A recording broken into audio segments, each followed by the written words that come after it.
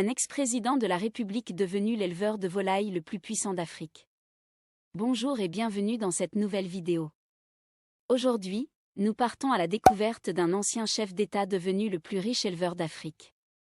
C'est une histoire inspirante avec pleine de leçons. Avant de commencer, je t'invite à télécharger ton livret, 7 conseils d'experts pour réussir dans l'agriculture en Afrique. C'est un petit livre que tu vas lire rapidement en une journée et qui peut changer ta vie, ta perception et te préparer à mieux saisir les opportunités dans l'agrobusiness en Afrique. C'est le premier lien dans la description sous cette vidéo. Je te demande de profiter de l'occasion aussi pour rejoindre également notre canal privé sur Telegram. Après avoir dirigé 2 fois le Nigeria, l'ex-général Olusegun Obasanjo s'est reconverti en fermier. Il passe une retraite heureuse en gérant une ferme de poulets qui lui rapporte $250 000, soit 125 millions de francs CFA par mois. Cela fait de lui l'éleveur de volailles le plus puissant du continent.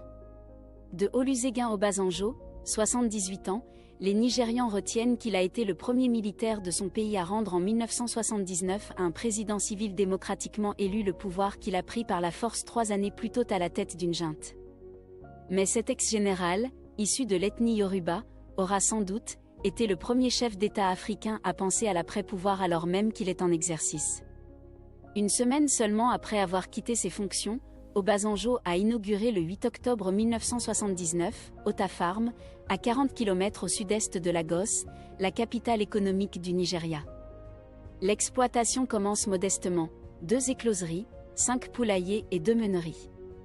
Mettant à profit son temps de retraité et son solide carnet d'adresses, Obasanjo, toujours à l'aise dans son boubou traditionnel Agbada et son bonnet Yoruba, a transformé progressivement cette ferme en une véritable unité industrielle qui emploie désormais pas moins de 7000 personnes.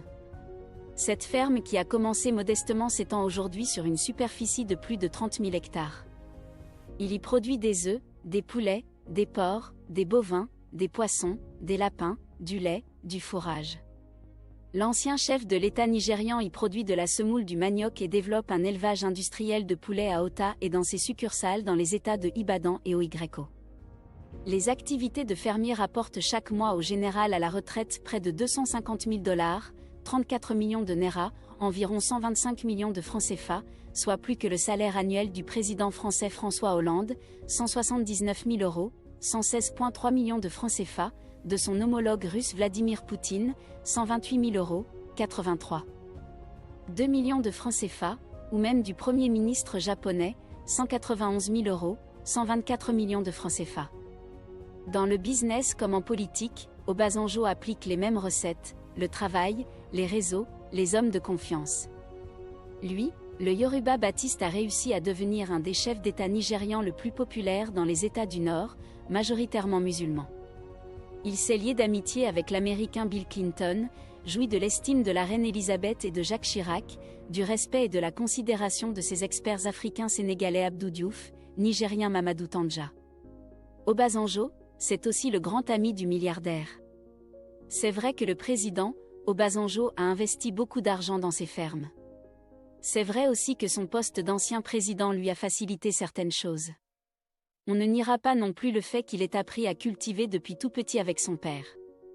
Mais si à 83 ans il est encore motivé à s'investir dans l'agriculture, c'est qu'il a dû comprendre une chose, la terre est un bon investissement. Merci d'avoir regardé cette petite vidéo qui nous amène à prendre conscience que l'agriculture est l'un des plus puissants secteurs d'affaires d'avenir en Afrique. Si un président a quitté le pouvoir et les affaires politiques pour aller s'installer à la ferme, loin de ses bureaux, cela ne vous dit rien les amis ? N'oublie pas loin de lui, le milliardaire américain Bill Gates dans une récente interview, manifestait sa volonté d'investir dans le secteur avicole.